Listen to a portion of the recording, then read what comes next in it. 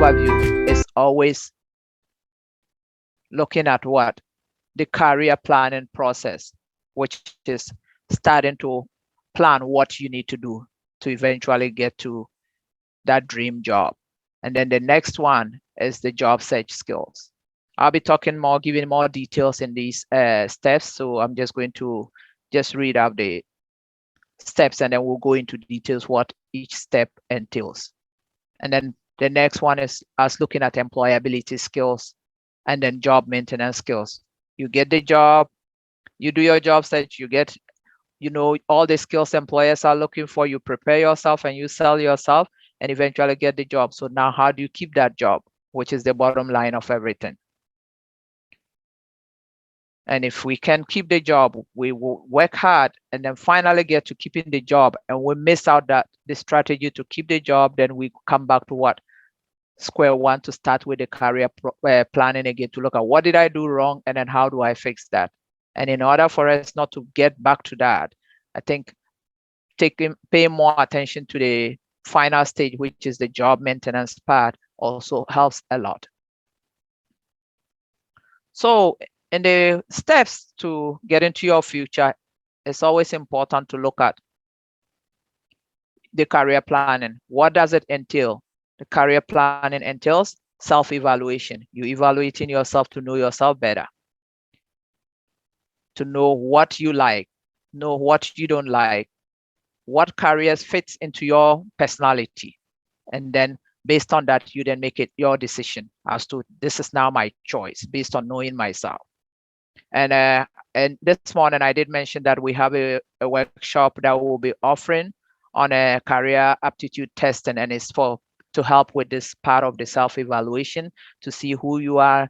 And it's a kind of an assessment that is done for you to assess your personality, and which has questions that you will answer. And at the end of those questions, you then get a rundown of where you fit in and then possible careers that will fit into your personality. And if you know your personality, then you are able to pick the right career choice. And then also looking at your education, because if you are planning your career, looking at what education you have and training, or what education and training are employers looking for the position you're looking for, is important. And now also looking at, with my career, with my education, if I have a BA in public administration, what possible jobs can I get into with the public administration?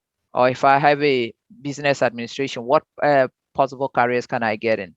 And then now you know the education, what you possible careers that may be fitting, you go into the career exploration part. And then the final stage is what? Looking at choosing the career. And you see how the steps are. The self, which is yourself, the education, it involves you.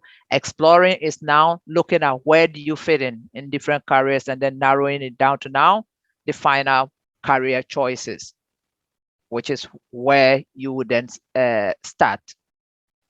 So with self-evaluation, how do we go about this? With self-evaluation, researching about yourself and identifying your interests, personality, and values are very important. And I think I did mention that earlier. And then also in self-evaluation, you want to look at what do you like to do? Which careers are right for you? Which careers do you think are appropriate or fits into what you can do, or who you see to be who you are in terms of career-wise, and then the field that you see yourself succeeding or would love to work in. And then also you have to determine your objective, and the objective, which is the plan, your career goal, has to be realistic. And I think this morning I made a joke about, if you want to go to the moon and you don't have the credentials to go to the moon, then it means it's going to be impossible for that to happen. So having realistic career goals is very important. In the self-evaluation, you need to throw all those questions to yourself. So that is why with the career aptitude, it entails questions that you would answer, and some pictures that you would see, which are certain careers that would depict as pictures. And then based on the selection you make, you finally then get an evaluation or an analysis of those picks, and then get the results, which will tell you who you are career-wise, and then tell you these are the possible careers that fit into your personality. And if you don't know where to start, we are here to guide you on how to start that. And I think I did talk about sometimes what you can easily do is even just go to Google and then type in the degree that you have and then see what possible careers can you get into with those degree, or what possible positions which is somebody with your degree or your postgraduate can get into. And I tell you, you will get a bunch of positions. And I gave an example where it might tell you that if you have an MBA, you can work as an operations manager. But if you know you have no experience in this field, then this is when you might want to look at starting from what? An office administrator position or an office admin position, and eventually work your way up to the operations manager. But if you have the credentials, the MBA, which says you can do that, and you have work experience honing some holding some managerial positions, then you stand a chance of getting that position. But if you have no experience, the technical skills, which is the education alone, will not get you there right away, but it can gradually take you to that step if you start with an entry-level position and work your way up.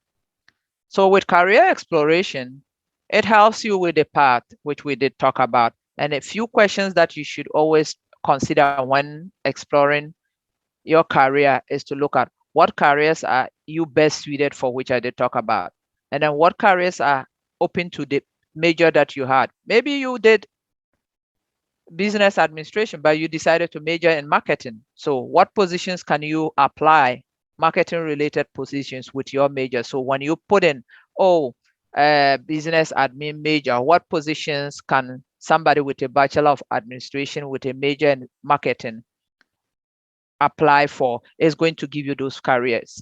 If you did social work and you type in Google possible positions for somebody with a degree in social work, it gives you, it won't give you one or two, it gives you a bunch. And then that is when you then narrow it down to knowing yourself and narrowing it down to where you see yourself fitting in. And I did mention that it's always good to have at least three, so that you don't get stuck with one and nothing is coming and then you get frustrated. But if you have three, you know you can play. If A is not working out, you fall on B, and B is not working out, you fall on C. Or what you do is, I always tell my clients, let's do three and then we work with the three.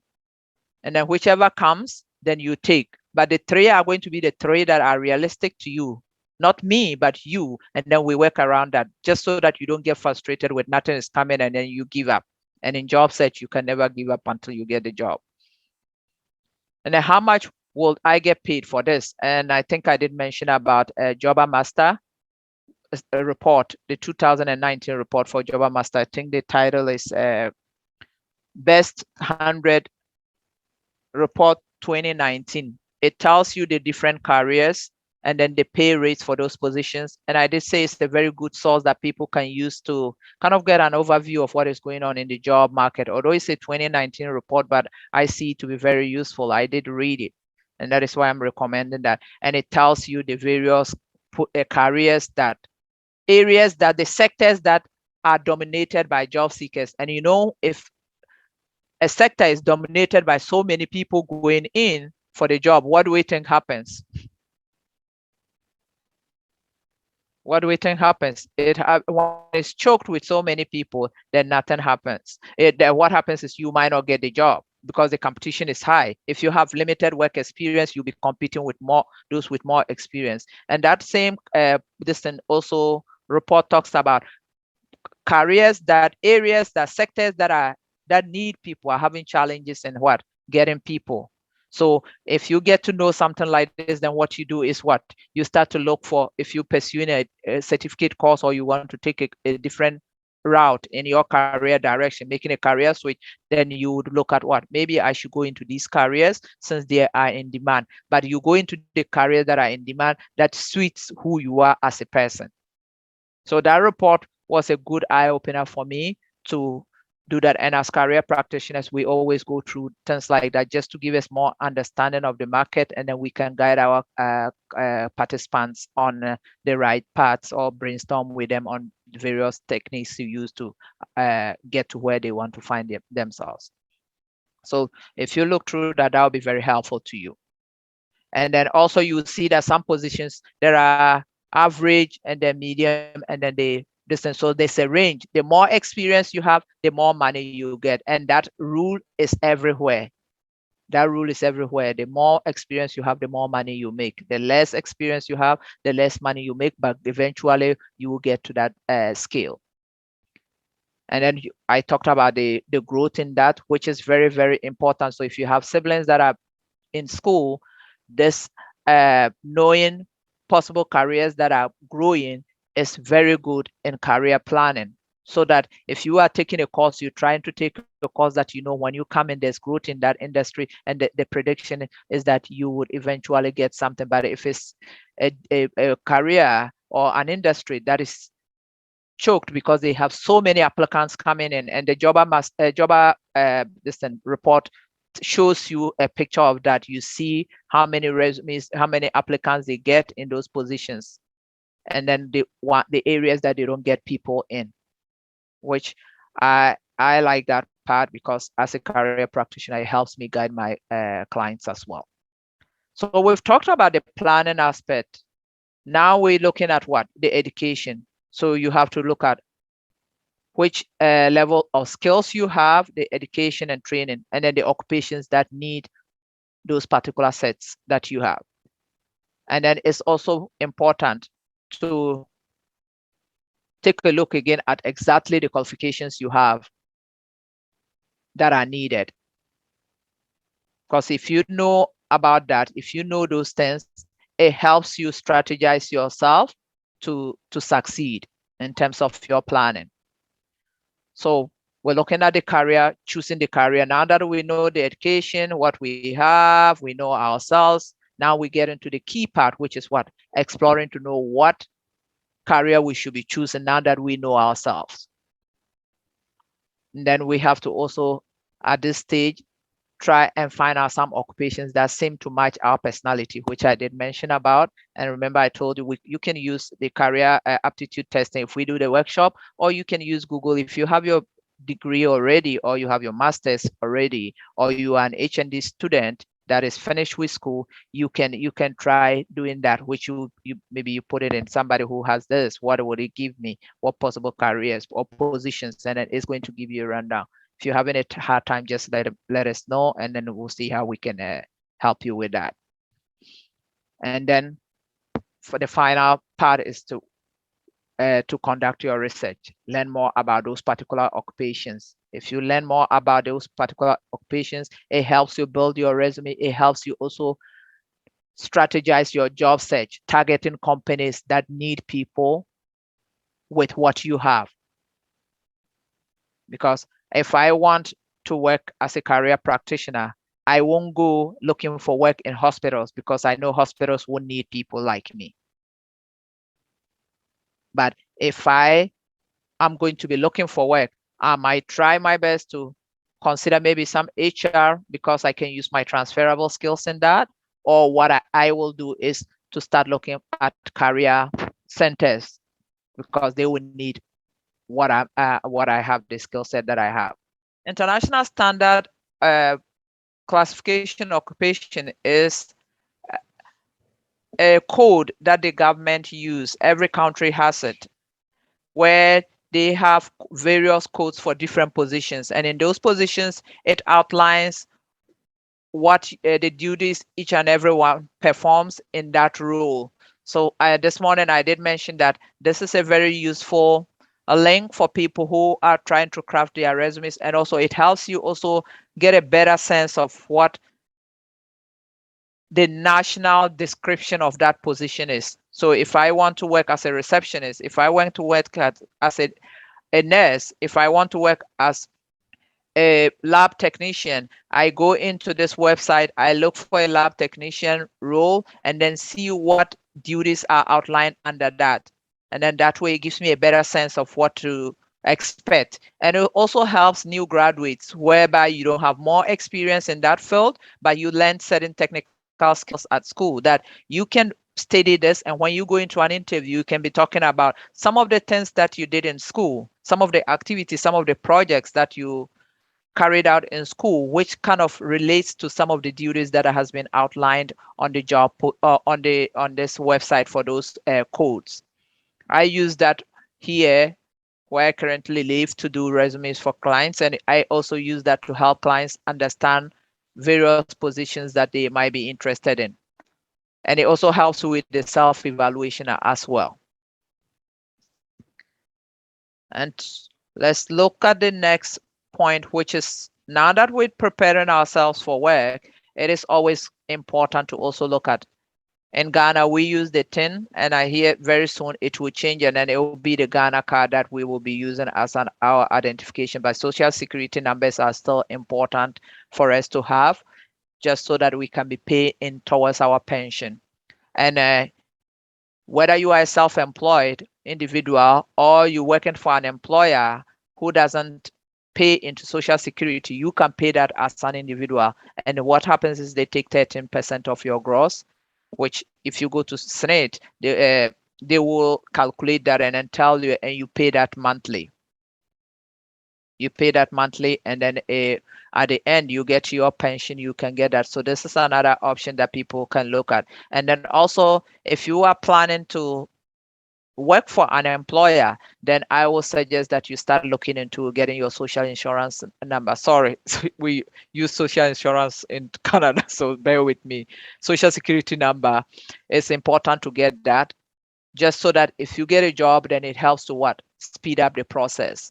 And with social security, if you go to get it, you don't pay. And like I said, you can start contributing as a voluntary contributor, which whereby there's no employer attached. You just tell them how much you make, and then every month you come to the office and pay, and you can give it out to somebody to go pay. You just need to give the person your identification number, and then the person can then pay that out for you. So with me here, I can still pay into my social security that I started in Ghana years ago until I go on retirement. So if you have that, great. If you don't have social security number now and you want to go work for an employer, I would say start looking into that whilst you alongside with the job search. So now we've talked about exploring the career, assessing ourselves, knowing, and now we now have our pick as to what we want to do. So now what do you have to do? Which is this, the bottom line is the job search skills. That is very, very vital. And the number one is what? The resume and the cover letter, which we have services that we can offer in workshops and resume writing and cover letters as well. And then I did talk about this morning, the portfolio, which I said, if you are into something that has to do with creative work, then yes, having a portfolio is very important. If you are a graphic designer, a website designer, you need to have that. If you are a baker, you do baking, you need to show your work. If you are a chef, having a portfolio helps. Somebody in my field, I need to have a portfolio to show potential employers the different resumes that I know to do depending on the needs of the client. And then if you are a baker, you need to show your clients have a portfolio to show different designs that you've created as a baker. And then also, if you are a graphic designer, having website samples of work, flyers that you've developed for people, website that you've created for people, having samples of that to show is very important, because action speaks louder than words. And I was saying you can post that. You can even put samples of that on your LinkedIn profile if you have that. For graphic designers, you can always put that on your resume, the links on your resume for people to employers to look at. And I tell you, employers will usually look at that before they even call you for an interview. And then the bottom line comes to interview skills, which is very important. And I always, when I have clients and we work on their resumes, they get all the job search strategies, they're doing tapping into the hidden job market and know they're getting interviews and not getting the job, then I say we need to work on the interview skills. So it means something is wrong somewhere. You're saying you're not speaking the employer's language. So interview skills is very important, because you now have to use that to back whatever paper you send to the employer, because I can work on your resume, polish it up, but if you get the interview and you don't know how to defend that resume, then you won't get a job. So interview skills is the bottom line to eventually get you into starting your dream job. and then exploring the labor market. And I think with the labor market part, you just need to look at the various aspects which comes into the assessment, the exploration, who is hiring, who is not hiring, what skills are in demand, and those things are what we call the labor market, which is the demand and supply of what job seekers and employers looking for people, but they're looking for people with certain skills. And then in the market, what skills are now valuable? What skills are now outdated? Knowing that gives you an upper hand in what pushing your job search to a success. And then researching industries and companies too, which is very important because you want to tap into the hidden job market. And if you want to tap into, go the back door and look for work, then researching employers, cold calling, and conducting informational interviews, networking is also another important tool to use. And then using cold calling cards. And I think this morning I did mention that you can just design a small card, have some key skills on that card, your phone number, your email address. You go to events, you go to conduct informational interviews with certain people that are in professions that you admire and want to explore. You can give them that. If you're a new graduate and speaking to different employers, different companies to see if they will need people like you, having a calling card, a small one. Yeah. And right now on a Word, there are templates that you can use to just do that. And then volunteering for those who don't have experience, for those who are currently in school, because reading more about what is going on, what employers are saying are the skills mismatch. People don't have, new graduates don't have the experience. But I always say if employers don't give them the chance, how do they gain the experience? So another way to get that is trying your best to get volunteer work. It could be 2 hours, 3 hours, and you have that to put on your resume. And it also sets up a way for you to get references. And it leads to job opportunities as well, where if I have you volunteering for me and I need somebody for a position that I know you know a little bit about it, and I know you are committed, you are so dedicated, and you have some credentials that can fit into that, why not give you that chance? I'll prefer to take you on and just guide you to do what I need you to do than bringing in somebody new. And I mentioned this morning that my first job and where I live currently had to do with what, not just my credentials, but also the volunteer work, because that was where I gained the hands-on experience to eventually use that to apply for my first job. And then also using that employer as my reference, because no employer is going to want to call Ghana when some people don't even know the time difference. And most employers, when they are doing reference check, they're doing it over the phone. So to call it, to email back and forth, they don't have time for that. I remember having a client who was from China, and then an employer needed a reference check. So what we did was for her to try, for us to explain to the employer that no, you do phone call, the person doesn't speak English. So that might be a challenge. So what we did was for the employer to agree to write the questions, and then it was emailed to the employer, the reference, and the reference answered. And then one day, individual had to get somebody who speaks English to call the employer instead of the employer calling because of the time difference, and we didn't want that person to miss the opportunity. So volunteering, I can testify that it's been very useful, and I will encourage every person to try and do that. And I think job search GH has some positions for those who are in Tamale. There's a lot of organizations that you can just go. You just go and conduct informational interviews and ask if it's okay for you to be volunteering. You're a new graduate, you want some experience, and you want to also give back to your community. So you want to help. So if you are interested in looking at volunteer work whilst you do your job search, we have a workshop on how to go about that as well. So now we know what to do. Now let's see, what are employers looking for? And back in the days, we used to hear about the 8 key employability skills that employers were looking for. But now it has moved to a term called core competencies, where employers use that to define the characteristics of individuals in a job competition. And this focus is mostly on the individual, what the individual has. So let's compare the previous one, the previous employability skills, the 8 employability skills, and look at the current core competency skills that employers are looking at, but you'll see that we have similarities. So this one, I'm just going to read it because in the handouts, I have details of that in the handouts that I posted on the group chat.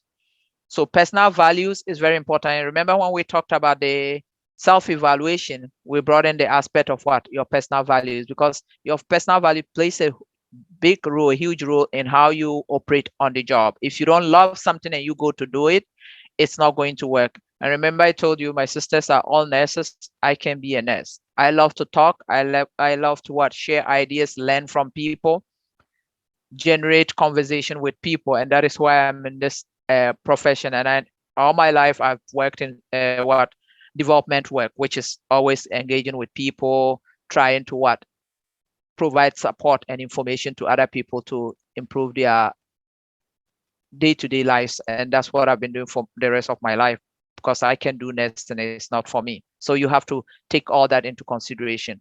And they want people who will be task related skills. You are always on the go to work. They need problem solving skills and decision making skills so that you can troubleshoot, you can think outside the box and do things and you can work under minimum supervision if you have good decision making skills. And the ability to relate with people. People skills is very important. Team cohesion is very important to employers. So they want people who can work with any team member, not, oh, I don't like Anda, so I don't want to work with her in a group. No, it's not about Anda. It's about the employer that you and Anda are working for. And remember, you can always do the job alone. Anda has to be part of the job because Anda was hired to be part of the group to work. So you have to accommodate Anda irrespective of your differences and work with Anda. And then communication skills. And I tell people communication is both verbal and written communication. So it is very important to employees, and maturity is very important as well. It's very important that you pay attention to that keyword at work. And I always believe that age is just a number. You can be young, but can demonstrate maturity at all levels. I gave an example this morning of a client that I have. It was about 20 years or so, or less than that. And this individual got into a job and finally became a manager just because of the potential he had, the perseverance and the hard work and the leadership skills, qualities that he showed on the job. He finally, his employer finally made him a manager, and people that were way older than him were working under him. So that is why I always believe, and you see a young person who shows that he or she is just young by number, but behaves way maturely. So maturity is very important. It's not just about age. It's how you carry yourself. They want individuals that will come in and respect health and safety. You're doing a job, you pay attention to the precautions you have to take so that you don't hurt yourself, because you hurt yourself, it goes against the employer, and no employer wants to bring in an employee for there to be an accident on the job. Some minor accident might happen, but major accidents, employers want people to pay attention. And sometimes it happens as a result of people being careless or not paying attention to basic instructions, health and safety instructions. And then commitment to the job. Commitment is very important. How do you show the commitment? Employers want individuals. And I tell you, in an interview, an employer can tell if you are a committed individual. In an interview, you can write all these on your resume. But if I said to interview, if an employer says to interview, you can easily tell if you actually have that or not. There are just some scenario questions that an employer would throw to you and can easily pick if you have those skills or not. And then analytical skills is very, very important. Communication, we talked about it already, so I'm not going to go much into that. Digital literacy is very important. Computer skills, being able to navigate the internet, being able to use Zoom, being able to use Teams, and also Google Meet and what have you. So being able to use Microsoft Word to type documents is very important. So for those who don't have computer skills, if you want to work as a receptionist, you want to work as an admin assistant, and you can't type, then I would suggest that you start practicing that. And you can go online and then just access free typing tests. Even those who want to work in an office, if you're the profession that you want to get into, the career entails Some people, no employer sits down to write with pen. Maybe in a meeting week I can jot down notes, but if I'm sending emails and what have you, no, I have to. You need to be able to maneuver what the computer. So getting that digital skills is very important. You see that before the employability skills aspect, there was no computer skills, digital literacy. But now this 22nd century, they want computer skills because that is where the direction is now. So that is why you have to go with the trends like it was mentioned in the video. Things are changing, so you have to also change. You have to also adapt to the new changes to then be able to fit into the job market. Decision making, we talked about it. Interpersonal skills is very, very important. And also what cultural competency and diversity, which is what embracing each other, accepting each other, irrespective of the background of whoever you're working with, and work as a team because you are all there for a common goal, which is what to work for the employer. So be it you being what I always say, black, white, Muslim, Christian, special needs individual, and whatever, we have to all embrace each other. So the diversity at work is what they also want to see. You put other people down just because they don't belong to you, or you embrace them and work with them as a team. So employers require that from people, and people who also have business insight, which is what showing your innovative skills. Do you give them ideas as to what they need to do? Do you provide some useful suggestions on things for them to know that, you know what, this might be a potential candidate for me to groom for a future leadership role? And this business insight can lead you to such a promotion. Then the bottom line is also what? Soft skills. I'm sure you hear soft skills all the time. I always tell people, you don't learn soft skills in school. You learn it as we grow as human beings. It's something that is in us. So it comes in naturally, it comes in automatically, day by day, as we grow as individuals. So employers in 2022 value soft skills to be very important to them. It's a driving factor for them for success in employees. That is how they see it. And I think we're seeing some of the core competencies that we talked about, some of the employability skills that we talked about to fit into this as well. So creativity, being innovative.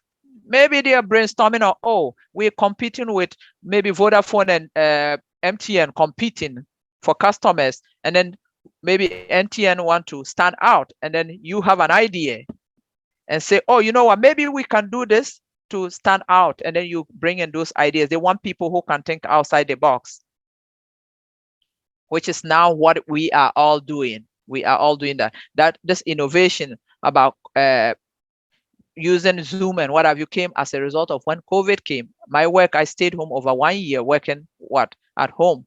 And now it's been a norm here where employers are saving money from that because now they hire more people. They don't have to look for more space. So what we do is we run kind of like a shift.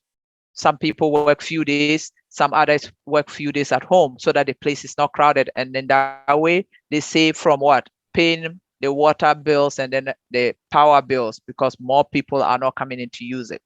We talked about communication, so I'm not going to say anything about that. The growth and mindset, they want to see how you think. Do you have a mindset of growth where they can tap into? And then time management is very important. Time management is not just showing up for work on time, but it also involves how do you plan your work? How do you organize your work? Because organizational skills comes into play with time management. If you are not organized, then it means you have poor time management skills. So time management goes a long way. It's broader than just looking at it as, oh, I have to come in to work on time. No, how do you organize yourself? And emotional intelligence. Are you empathetic? How do you view your co-workers? How do you value your co-workers at work? So they want all those things. If you are sympathetic, then you, when I make a mistake as a team member, you respect that and see how best you can help me instead of blaming me for whatever mistake I made. Collaboration skills is very important because you have to work with people all the time. And I say to people, if you have a job, you have a business, you still need customers to come and patronize it, which you have to what? Collaborate with them to buy your patronize your services, and you need employees to also help you what? Grow the business. So collaborating, working, sharing ideas. And when you collaborate, you have strong collaboration skills. What happens? You share ideas, and then what? You bring in all the different innovative ideas to grow the business. And employers want that, because employers, when they hire you, they expect that when you come in, you're coming in to help them grow the business, and not just for the salary they will be paying you. So I always tell clients, you go for an interview and they ask you, why did you apply for this job? Oh, because I need a job. I'll say, okay, and I'm not going to give you the job. You tell me what you are going to give me for me to give you back the return that you get to be money, but not just saying it right there for me. I know you need a job. That's why I called you for an interview, but I don't want you to tell me you need that. I want you to tell me what makes you stand out as the best candidate for me to give you the job, which is talking to me about your skill set, your experience, convincing me that it's you for the job and not Frank. Active listening, adaptability. How do you adapt to? They want people that will come in. Oh, you know what? I've never done this before, but if you give me the chance, I can use these ideas that I used in company A, B to succeed in this position. So employers want that. They want you to be, if you are working with me and I say, I'm moving you to a different station, would you be interested? Would you be willing to go? And I used an example where I have lived all my life in Tamale. I only knew Yendi, but my first job in Ghana, I had to go stay in Cherepone. So I had to adapt. I had to adapt the life of Cherepone because I needed to gain that experience, because the more experience I gain, the more bargaining power I have, the more opportunities I have. And it did pay off.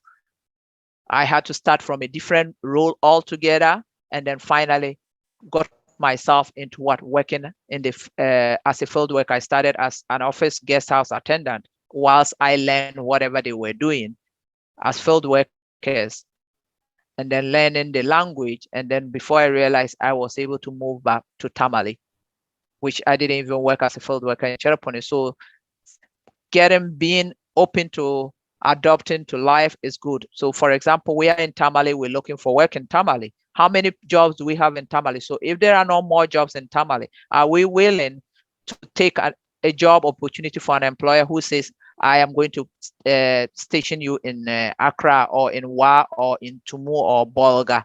Are you willing to go to that if you don't have any commitments at home that might stop you from doing that? Because we, as job seekers, we have to take all that into consideration. Here, there are times where I will have to sit a client down and say, let's do serious talk. This is not working based on what? Let's look at other areas, other provinces that has more opportunities and the competition is kind of low, that you can work your way up. And then what they do is you go there, work for a few years, you gain the experience, and then now you have the power to bargain to come back to where you wanted.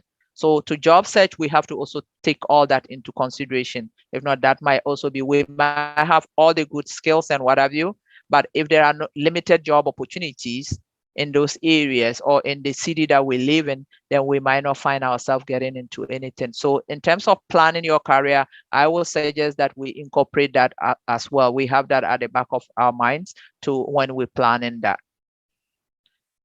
And then active listening. Do you pay attention? Do you say yes? Oh yeah, I understand. Oh, I get it. Oh yeah, you nod your head. So that is what listening active listening is. And or do you show some kind of eye contact?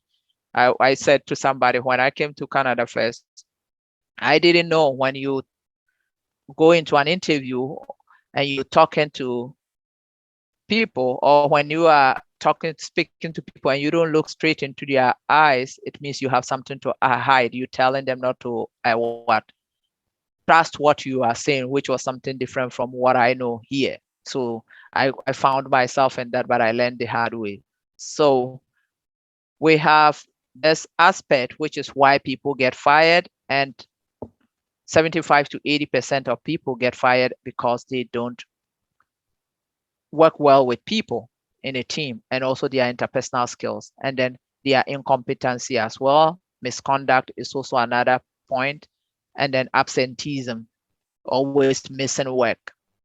And then also some do not meet their probationary period. But I always tell people, if you go to work and you're having challenges, it's always important to build a rapport with your supervisor, and then try and see how they can help you. And see how they can help you. Your supervisor can help you. Your supervisor is the best person to build rapport with. So knowing why people get fired, now let's come back to talk more about what you need to do to keep this job, because you don't want to do all this hard work and let it just go like that. You want to maintain that, you want it to continue so that you get to where you want to find yourself, and you want to see your career progress. So if you want to see the progression, what do? You have to look at, how do I keep that? How do I make it progress? Which is what to do, what the employer wants me to have, certain qualities to demonstrate some certain behaviors on the job at work. And if you demonstrate those behaviors, those positive behaviors, there's no way you are going to be leaving any employer. And then another key point I wanted to bring is punctuality.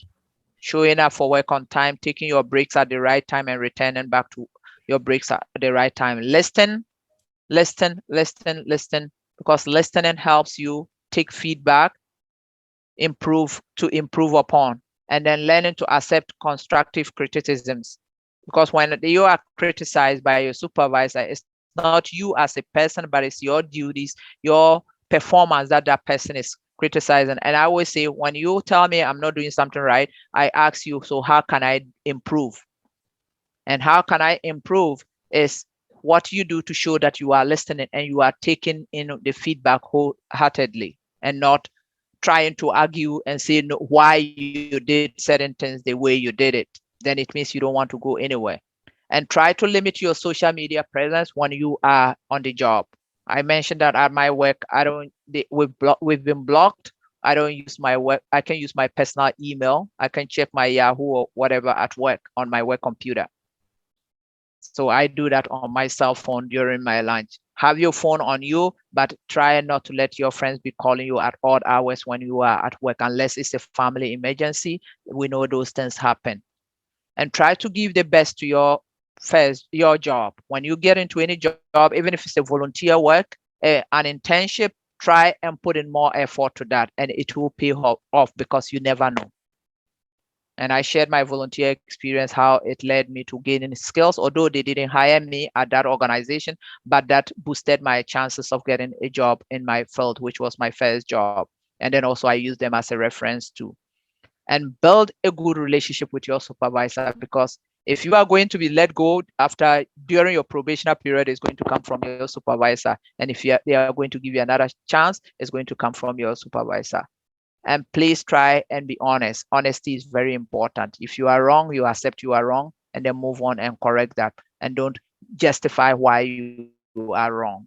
Then you're telling them you are perfect. And I mentioned that I don't like when people use I'm a perfectionist in an interview when they are talking about their strengths. If you're telling me you're a perfectionist, you're telling me I can correct you when you are wrong, which doesn't work that way.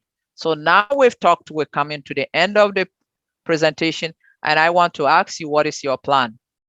Would you devote yourself full time to breaking into the job market? Because that is what we need to do. And I tell you, don't give up with your effort in getting something from this job search process. And I'll leave you with a quote from Dr. Robert Anthony that says, act as if you have already achieved your goal and it is yours. It's all about our mindset. When we say we are losing, then what is going to happen? It's going to show. But if we say, you know what, it's tough, but I'm going to keep going, then you are the winner. You are going to win, because you are looking at how to win, but not when you win. I always tell people, I don't put timelines on my goals, because that will stress me out, but I put where I want to find myself. It doesn't matter when I get there, but the point is how I get what I want is what is important. And when you do that, it releases the stress on you. And then when you hit in roadblocks, you don't give up, you continue.